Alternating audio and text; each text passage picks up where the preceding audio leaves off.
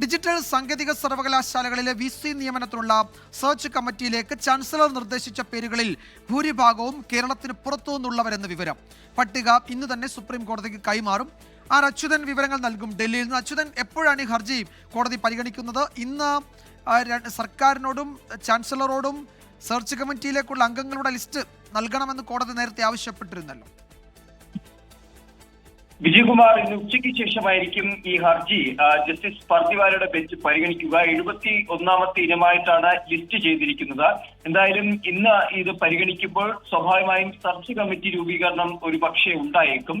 സംസ്ഥാനവും ഇപ്പോൾ ചാൻസലറും ഇക്കാര്യത്തിൽ പട്ടിക തയ്യാറാക്കിയിട്ടുണ്ട്. അതിന്ന് സുപ്രീം കോടതിയിൽ സമർപ്പിക്കും. 8 പേരുടെ ഒരു പട്ടികയായിരിക്കും സുപ്രീം കോടതിക്ക് നൽകുക. അതിൽ നിന്നായിരിക്കും ഒരു 5 അംഗ സെർച്ച് കമ്മിറ്റി UGC നോമിനിയെ കൂടി ഉൾപ്പെടുത്തി സെർച്ച് കമ്മിറ്റി സുപ്രീം കോടതി രൂപീകരിക്കുക. ചാൻസലർ തെരഞ്ഞെടുത്ത പേരുകളിൽ ഭൂരിഭാഗവും കേരളത്തിന് പുറത്തുള്ളവർ എന്നാണ് ലഭിക്കുന്നൊരു സൂചന. പട്ടികയിൽ IIT ഡയറക്ടർമാർ അടക്കമുള്ളൊരു പട്ടികയാണ് ചാൻസലർ ഇതുമായി ബന്ധപ്പെട്ട് തയ്യാറാക്കിയിരിക്കുന്നത്.